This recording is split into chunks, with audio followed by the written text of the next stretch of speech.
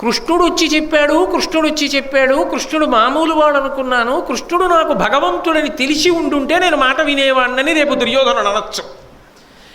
నేను మామూలు వాణ్ణి కాను, నేను భగవంతుణ్ణే నిరూపణం చేశాడు. వాళ్ళ నాన్నే చూశాడు ఆ విషయం. చూసి ఏం చేశాడు? భగవద్దర్శనం చేసినవాడు ఊరే వచ్చినవాడు కృష్ణుడు కాడరా, భగవంతుడురా. భగవంతుడు చెప్తే వినకపోతే భగవంతుడు అవతల పక్షాన్ని ఉంటే నువ్వు ఎలా గెలుస్తావు?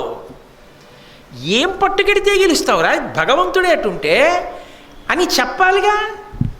అయినా చెప్పలేదంటే ఇంక అసలు ఆ మూర్ఖత్వానికి హద్దు ఎవడైనా చూడగలరా లోకంలో? అంటే హద్దులేని మూర్ఖత్వం సర్వనాశనానికి కారణమని లోకానికి చెప్పదలుచుకున్నాడు ఆయన.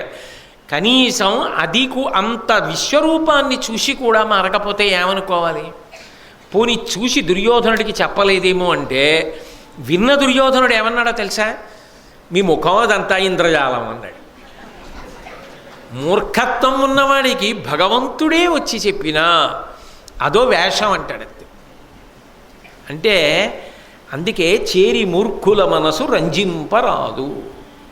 మూర్ఖుడికి నచ్చచెప్పే ప్రయత్నం చెయ్యవద్దు. ఎందుకో తెలుసా? ఏం చెప్పినా వినడానికి వాడు సిద్ధంగా లేడు. వినడానికి సిద్ధంగా ఉంటే చెప్పచ్చు, సిద్ధంగా లేనప్పుడు ఏం చెప్తావు? ఆ దుర్యోధనుడికి భగవంతుని యొక్క రూపాన్నే కృష్ణ పరమాత్మ తాను భగవంతుడిని చూపించిన విననివాడికి చూసిన ధృతరాష్ట్రుడు మనసు మారకపోతే ఇంకింతకన్నా రాయబారం ఎవరు చేయాలి?